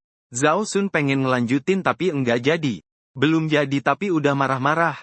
Lebih baik tidak mengubahnya saja. Adik kelas seperti menikmati kebahagiaan seperti merasakan penderitaan sendiri. Zhao Sun memutuskan nanti akan membuat beberapa boneka hujan. Biar anak-anak itu benar-benar menikmati pelatihan militer. Lao Bei benar-benar gemuk. Melihat Lu Yibei juga jarang terlihat begitu lesu. Dia sama seperti Liu Jie. Dap, berbaring di tempat tidur mati rasa. Ada apa? Tadi malam berapa kali ya? Lao Bei buru-buru bertanya pada Lu Yibei. Menundukkan kepala ke bantal. Lalu membalikkan tangan ke arah Lao Bei menunjukkan jari tengah. Lu Yibei merasa tubuhnya memberi peringatan. Ji Qingqian. Energi sangat kurang. Perlu segera diisi ulang. Ji Qingqian 2 hari ini sibuk dengan pelatihan militer. Dia sendiri juga cukup lelah. Jadi tidur lebih awal sedikit. Tidak sempat banyak bicara dengannya. Beberapa waktu lalu masih bilang mau mengakuinya. Harus ditemani supaya bisa tidur. Tapi sekarang malah mengabaikan dia begitu saja. Setelah kembali ke asrama. Tentu Lu Yibei tidak bisa setiap malam menelepon Ji Qingqian. Tapi setidaknya malam pun biasanya dia menghabiskan 1 atau 2 jam untuk berbicara. Tapi kemarin baru ngomong 2 kalimat. Ji Qingqian itu diabaikan saja. Meletakkannya di sana untuk bermain. Malahan membuatnya agak tidak nyaman. Siangnya dia hampir tidak punya waktu main ponsel. Ingin mengajak makan. Dia malah pergi bersama teman sekamarnya. Sakit rasanya seperti ditinggalkan. Sepanjang hari tidak bersemangat. Sebenarnya Lu Yibei bisa mengerti pelatihan militer itu. Matahari sebesar itu memang bikin lelah. Kalau bisa tidur lebih awal tetap harus tidur lebih awal. Bisa mengerti tapi tetap saja tidak bersemangat. Keduanya tidak bertentangan. Ponsel Lu Yibei bergetar. Dia mengeluarkannya dan melihat setelah itu. Seluruh tubuhnya duduk tegak. Jin Qian gambar JPG Lu Yibei membuka dan melihat. Sepatu Converse hitam low cut yang familiar. Kaos kaki putih yang dipakai Jin Qian. Masih terselip di mulut sepatu kanvas. Ini membuat Lu Yibei bingung. Sang pendekar mengirim sepatunya untuk ditunjukkan kepadanya. Apakah dia ingin melakukan sesuatu? Apakah ini semacam keuntungan spesial? Tapi dia juga tidak sehebat itu. Pokoknya dia diam-diam menekan tombol simpan. Kemudian gambar Jin Qian JPG. Satu lagi Lu Yibei membuka dan melihat. Adalah kaki yang putih dan bening. Dan pergelangan kaki yang ramping. Dari sudut pengambilan gambar ini terlihat jari kaki yang sedikit menggulung dan bulat. Di utara jalan, berdirilah dengan tegak penuh hormat. Menuju utara sepanjang jalan. Ada apa? Ji Qingqian sepatu Qingqian menggores kaki. Tumit kaki menjadi merah karena gesekan. Tidak sakit parah sih. Tapi selama 2 hari ini selalu berdiri. Dan harus berjalan dengan langkah tegap. Setiap kali tergores sangat tidak nyaman. Seperti pisau tumpul yang mengiris perlahan. Ma Jiao adalah yang pertama menyadari kondisi Ji Qingqian. Dia memeriksa sepatu Ji Qingqian dengan cermat lalu. Bertanya, kamu tahu ini berarti apa kan? Apa maksudnya? Sepatu Converse yang kamu beli itu asli? Sepatu KW yang membuat lecet malah lebih baik sedikit. Ma Jiao kembali melihat jendela Ji Qingqian. Menyerahkan sebuah plester kepada dia. Tempelkan dulu di tumit yang terluka itu. Meskipun tidak terlalu berguna. Tapi tetap lebih baik daripada tidak sama sekali. Ji Qingqian mengangguk pelan. Setelah menempelkan, dia mencoba bergerak lagi. Tidak bisa dibilang sihir tangan yang menyembuhkan. Tapi itu lebih baik daripada tidak ada sama sekali. Menuju utara sepanjang jalan. Tidak punya sepatu lain ya? Qingqian punya Converse high top Qingqian. Menuju utara sepanjang jalan. Menuju utara sepanjang jalan. Siapa yang bawa sepatu kanvas saja untuk latihan militer? Ji Qingqian mengatupkan bibirnya. Ma Jiao juga berkata seperti itu. Tapi ini pertama kalinya dia ikut latihan militer. Saat SMA dia langsung bolos sampai kuliah. Pertama, bolos kuliah lebih sulit daripada SMA. Kedua, karena Lou Yibei bilang akan datang menemuinya. Jadi dia berdiri dengan tertib di sana. Ma Jiao bertanya apakah harus membawainya beli sepatu baru. Tapi dia menolak. Karena King Qian, nanti kamu temani aku beli sepatu besok. Seharian saja tidak bertemu dengannya. Ingin jalan-jalan bersama dengannya. Ke utara saja baik. Ji King Qian tanpa sadar mengangkat alisnya. Seperti jendela dengan tumit yang merah. Juga tidak terlalu sakit. Ji King Qian malah sakit. Cucu dengan penuh perhatian bertanya. Ji King Qian menggeleng, tidak sakit. Plester cukup efektif. Cucu mengangguk. Lanjut bercerita gosip dengan teman sekamar. Senior itu datang lagi hari ini. Ji King Qian terkejut sejenak. Kenapa aku tidak tahu? Jelas sepanjang hari tidak melihat Lou Yibei datang. Di sini cucu makin terkejut. Kalimat ini jika ditanyakan oleh Ma Jiao atau Wang Jue biasa saja. Tapi kalau Ji King Qian yang tanya, agak aneh. Apakah dia juga sangat peduli pada senior itu? Wang Jue dengan hati-hati mengamati Ji King Qian. Dan membuat kesimpulan dalam hati. Senior itu pasti adalah Abe. Saat itu kamu juga tidak menoleh ke belakang. Berusaha menjelaskan bahwa dia hanya melihat 2 kali lalu pergi. Sepertinya buru-buru ke kelas. Buru-buru ke kelas. Masih sempat melirik 2 kali. Lalu sebenarnya senior itu ingin melihat apa? Ma Jiao berkata. Wang Jue segera memotong pembicaraan. Itu apa maksudnya? Lalu, karena dia tidak pernah memberitahu mereka tentang Abe itu. Mending biarkan dia sembunyikan dulu, oke? Cucu langsung menjadi malu-malu. Lalu bagaimana? Lalu apa? Ma Jiao sangat tertarik. Aku tersenyum padanya. Lalu dia pergi. Cucu berkata Ma Jiao sangat kecewa. Kalau begitu kamu merah-merah kayak teko teh berbuih deh. Ternyata memang benar-benar polos. Kenapa nggak boleh sih? Cucu kesal. Kamu malah cerita sampai mana sama seniormu. HMPH, kenapa harus bilang sama kamu? Hehe, kalian pasti nggak akan bilang-bilang kok. Kamu tahu hotel mana yang lebih murah di sekitar sini? Belum sampai ke titik itu. Kami berpacaran lewat internet. Pacaran online tapi jarang sekali ketemu. Ma Jiao tidak tahan dengan pemikiran cucu yang menangis terus. Kalian berpacaran online bagaimana ceritanya? Cucu bertanya bagaimana Ma Jiao bertemu di Elite Match ayam goreng. Cucu terkejut. Kenapa aku sudah menjalani selama bertahun-tahun tapi tidak ada hasilnya? Ma Jiao membalikkan matanya. Siapa yang tahu, nanti saja dibicarakan. Di SMA dulu kan kamu ada pacar. Mending jangan dibahas. Cucu mengisyaratkan dengan tangannya. Kenapa juga mending begitu? Hubunganmu dengan mantan pacar sampai tahap mana? Hotel mana yang murah di dekat SMA kamu? SMA ya. Ma Jiao mana mungkin melakukan hal seperti itu? Cucu berkata, orang lain mahir sekali. Tapi kalau soal diri sendiri malah gugup. Wajahnya memerah seperti pantat monyet. Kenapa kalian putus? Ma Jiao bertanya dia nilai ujian lebih bagus dariku. Pergi ke Yangcheng. Jarak perjalanan dari Yangcheng lebih dari 1.300 km. Kalau saat itu tidak putus, nanti juga pasti putus setelah beberapa waktu. Aku langsung mengambil keputusan tegas. Cucu mengangkat bahu dan menyipitkan mata. Kakak jahat memang wanita jahat. Tapi Ma Jiao merasa sebenarnya ada sedikit kesedihan di mata cucu. Kalau pacaran jarak jauh, dulu ada senior yang baik pada saya menangis cerita. Wang Jue masuk ke dalam pembicaraan. Pacarnya lulus di Rongcheng. Dia tetap di Jiangnan. Hasilnya, belum sampai sebulan si pria sudah selingkuh. Lalu dia mencari pacar baru. Ternyata pacar barunya juga lulus dari Rongcheng ke Jiangnan. Bahkan teman sekamar mantan pacarnya itu adalah teman masa kecil pacar barunya. Astaga, ini benar-benar sensasional. Roh gosip cucu menyala-nyala. Dunia ini memang kecil. Ceritakan secara rinci tentang selingkuhan mantan pacar Ma Jiao. Pria atau wanita?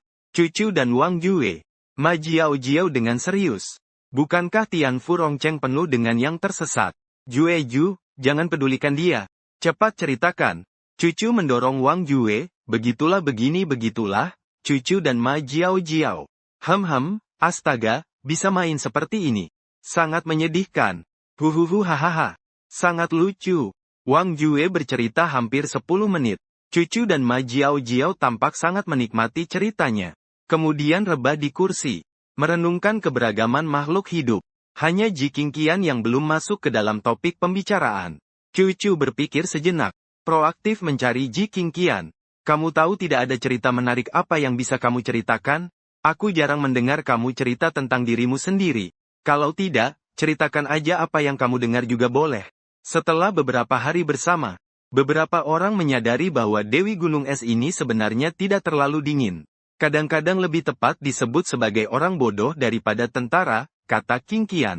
Sebenarnya aku ingin bilang tidak ada. Namun melihat ketiga teman serumah itu menantikan dengan harapannya padanya. Dia berpikir sejenak, lembut menganggukkan kepala. Lalu mulai berbicara. Ini adalah cerita yang seorang temanku ceritakan padaku. Cerita tentang seseorang yang dia kenal. Ma Jiao Jiao ingin bertanya apakah teman itu sebenarnya adalah dirimu sendiri. Tapi takut Ji Qingqian tidak mau bercerita lagi setelah mendengar itu. Jadi dia menahan diri. Orang itu laki-laki. Sejak kecil dia memang bodoh. Tidak tahu bagaimana berkomunikasi dengan orang lain. Jadi sering menimbulkan kesalahpahaman. Dan dibenci orang. Seiring waktu berlalu, dia juga menjadi tidak suka bertemu orang. Sering menyendiri dan bermain game sendirian. Kecepatan bicara Ji Qingqian tidak cepat. Seolah setiap bagian yang dia ceritakan perlu sedikit dipikirkan dulu. Baru bisa melanjutkan ke bagian berikutnya. Ma Jiao Jiao dan yang lainnya mendengarkan dengan sangat serius. Karena Ji Qingqian hampir tidak pernah berbicara sepanjang itu.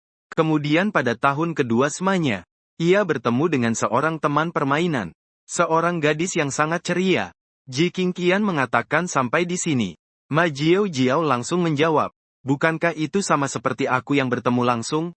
Namun Ji Qingqian menggelengkan kepala. Dengan suara tenang berkata, tidak sama. Jiao Jiao, kamu kurang bicara sedikit. Setelah mendengar Ji Qingqian selesai, cucu berkata. Ji Qingqian melanjutkan cerita. Awalnya anak laki-laki itu sangat tidak menyukai gadis itu.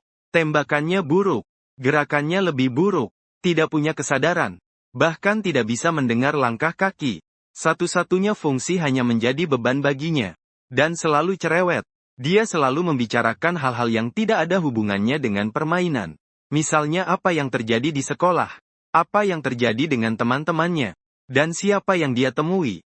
Bahkan bertanya apakah anak laki-laki itu pernah mengalami hal menarik. Tetapi anak laki-laki itu jarang keluar rumah, tidak punya teman. Bahkan tingkat kehadirannya di sekolah hanya setengah. Bagaimana mungkin dia mengerti apa yang dia katakan? Bahkan semakin membencinya lagi. Cucu dengan ragu-ragu mengangkat tangan bertanya. Ma Jiao Jiao melirik sekejap. Cucu berkata, aku juga. Bukankah kamu yang memotong Ji Qingqian?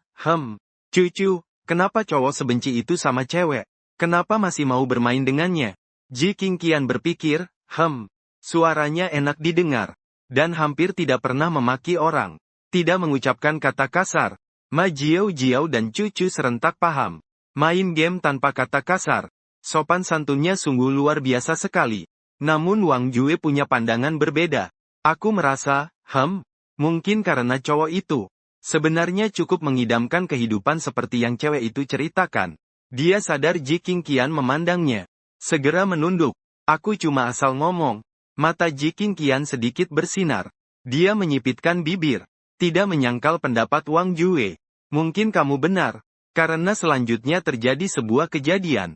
Beberapa orang mendengar Ji Qingqian melanjutkan cerita. Cowok dan cewek sudah kenal selama 3 bulan. Tetap saja si cowok cukup membenci si cewek. Asal dia tidak sengaja mengambil tempat duduk. Aku pasti tidak akan mengajaknya bermain seperti itu. Lalu pada bulan April tahun itu. Laki-laki itu sakit. Hanya sakit ringan. Mengalami operasi kecil. Dirawat di rumah sakit selama 15 hari. Selama setengah bulan itu, orang tua laki-laki melarangnya untuk tidak online. Juga dilarang menggunakan ponsel. Laki-laki itu tidak begitu kesulitan beradaptasi. Tapi justru membuat perempuan itu sangat khawatir. Perempuan itu tidak sabar menunggu laki-laki itu online. Jadi setiap hari dia mengirim pesan untuknya. Tulip di Taiziwan sudah mekar. Sangat indah. Semoga kamu bisa datang melihat tunas daun willow di Danau Barat. Tahun ini benar-benar terlambat. Tapi musim semi yang bagus tidak takut terlambat. Anginnya sangat lembut. Awannya sangat tipis. Dunia ini indah. Kamu bisa melihatnya, kan? Tupai di tepi Danau Barat sangat lucu. Kamu lihat, si bau sangat ramah. Orang. Bahkan datang sendiri untuk mematuk roti di tanganmu. Pekerjaan rumah hari ini sangat banyak. Tertidur di kelas. lalu dimarahi guru lagi. Basah kuyup saat membersihkan kelas. Sangat menyebalkan ya. Semua cerita kecil yang sangat membosankan. Ngomong-ngomong sampai di sini, suara Ji Qingqian menjadi lebih lembut. Tapi dia setiap hari berkata sangat berusaha. Ingin menunjukkan sisi baik dalam hidupnya kepada pria itu. Kemudian mereka berdua berhubungan lagi. Gadis itu berkata dia tidak tahu apakah pria itu mengalami masalah atau sedang tidak bahagia. Jika hanya tidak bahagia saja, dia berharap pria itu bisa lebih senang lewat cerita yang dia bagikan. Kalau memang terjadi sesuatu, kata-kata ini akan membuatnya tahu ada yang merindukannya. Juga berharap dia di surga bisa lebih bahagia. Pria itu tak pernah berpikir ada orang yang begitu lucu. Hanya hilang selama setengah bulan. Ternyata dia dikira sudah mati. Dia tertawa sangat lama. Dan juga aneh sekali. Memisahkan ribuan mil. Ada seseorang yang belum pernah bertemu tapi sangat khawatir padanya. Benar-benar aneh. Ada sebuah benih yang aneh. Tumbuh di dalam hati pria itu. Mulai hari itu, dia tiba-tiba merasa gadis itu tidak begitu menyebalkan. Bahkan sedikit menggemaskan. Hal-hal yang dia katakan setiap hari juga menjadi menarik. Pria itu mulai keluar rumah. Dia bisa melihat bunga kecil yang mekar di pinggir jalan. Nenek yang berjualan tersenyum. Kakek meniup asap dari lapak kue itu selalu terbang ke atas. Lewat di atas kepala kakek lalu perlahan bergoyang ke kiri kanan. Hal-hal yang dulu tidak pernah diperhatikan. Dia juga bisa melihatnya. Laki-laki ingin berbagi dengan perempuan dengan baik. Laki-laki ingin berteman dengan perempuan. Bukan hanya dalam permainan. Dia ingin bertemu dengan perempuan. Ingin berbicara langsung dan nyata dengan perempuan. Laki-laki tidak mengerti kenapa dia begitu peduli dengan perempuan. Lalu suatu hari perempuan berkata pada laki-laki. Dia sudah menyukai seorang laki-laki. Siap dengan sungguh-sungguh mengejar orang itu. Ji Qingqian. Wajahnya yang tadinya dingin tetap, sedikit menjadi muram. Suaranya juga terhenti sejenak baru kemudian berbicara lagi. Waktu itu sama sekali tidak tahu apa itu suka. Laki-laki itu akhirnya benar-benar mengerti. Ternyata dia sudah menyukai perempuan itu. Tapi apakah sudah terlambat atau belum? Cucu berkata. Perempuan hanya menyukai seorang laki-laki saja. Tidak berarti kalau suka pasti bisa bersama.